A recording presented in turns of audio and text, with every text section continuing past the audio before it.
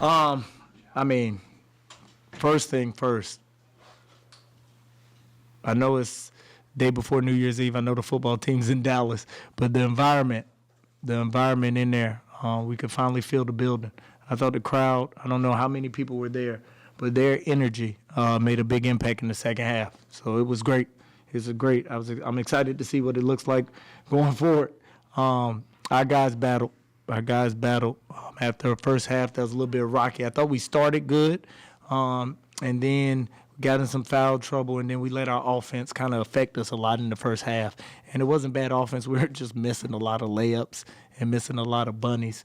And then in the second half, I thought the zone changed it for us. And we needed it because we were in foul trouble.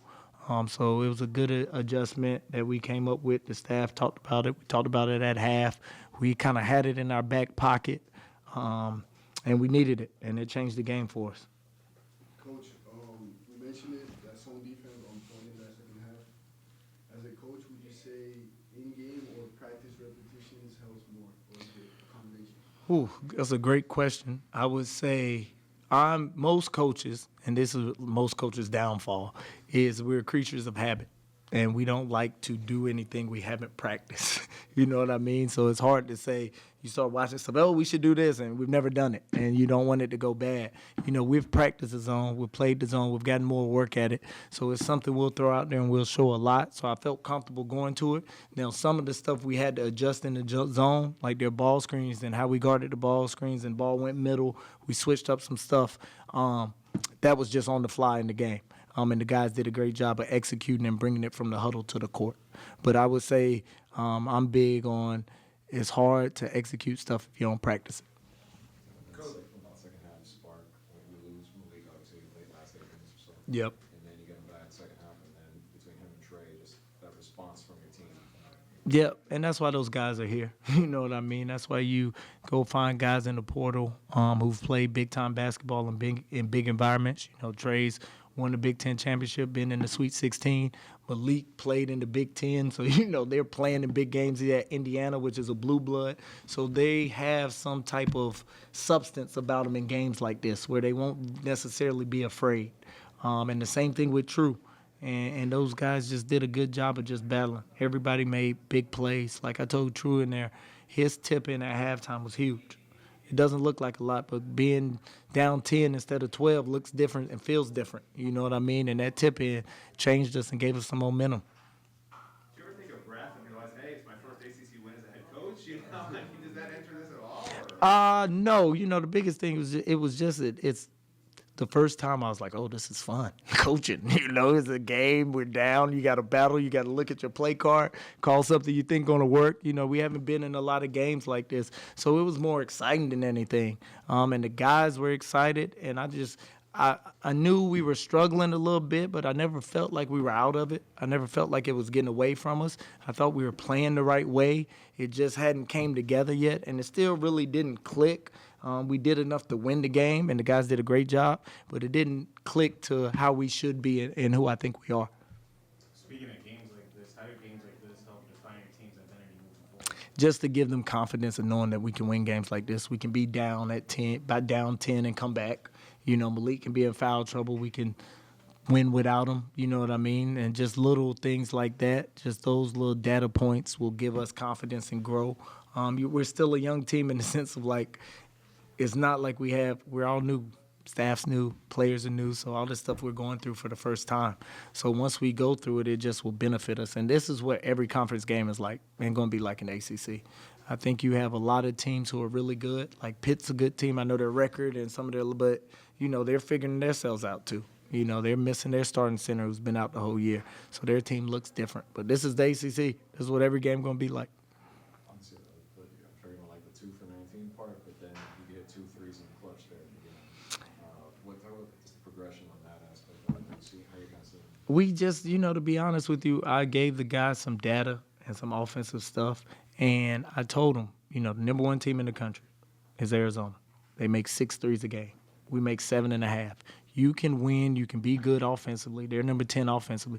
You can be really good offensively, not having to shoot or make threes. As long as we shoot the right ones, I feel we're a good team and can make shots. but it shouldn't impact us and how we play offensively. You know, we're built big, physical. When you're built that way, you give up some stuff. It's just how it is. So, you know, a big part of us is going to be our offensive rebounding. It's always going to be our points in the paint. We did a great job tonight of free throws. We saw that was the difference. We've been making like 15, but like Arizona and Gonzaga, teams that make low three rates, are about 19 a night. We made 20. And if you can get 76 points with making 4 threes, you'll be fine. Because if you end up making 3 or 4 more threes like we think we should, you know, you're close to 90. So we don't let it impact us. You know, we do what we do. And if they go in, they go in. If not, we'll be fine. Coach, in a game where each of these teams, they shot identical from the floor, Yeah. at 45%, what do you feel like is the difference? I think the difference was just the extra possessions we got on the offensive glass. I think that kind of changed it a little bit. You know, our second chance points, we always want them to match or be more than the offensive rebound. We did that with 18. And then I thought the difference was we did a good job not fouling in the second half. And so we kept them from getting just free points at the line. And then we kept them from getting second chance offensive rebounds.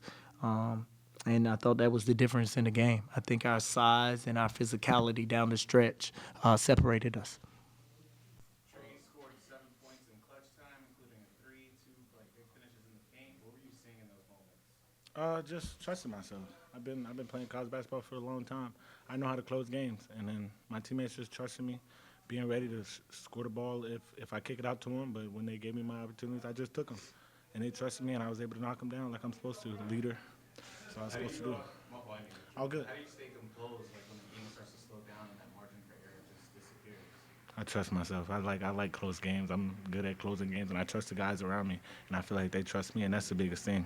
We've been talking about it all year. The most together team's going to win, and then that's what plays a part of that togetherness and that trust. Let's talk about just bouncing back from that tough stretch before the half. Going 25-2. Yeah, Spark of the second. I think the Spark, when they had their little run, I had a bad little stretch where I gave up the offensive rebound and put back 2, then came down and fouled unnecessary off ball, and then came down and got an and 1 foul. So after those 3 fouls, we were all crumbled. That was all from me. And then when we were coming back down the stretch, True had a clutch basket at the end of the half. They gave us a little bit of juice coming back into the second half. And then just trusting in our defense and the guys around us, and getting lost in the game, like Coach always say, and just being there and just keep going and just making it one possession at a time, not trying to get it all in one. And I think that's what we did, and we slowly cut the lead down.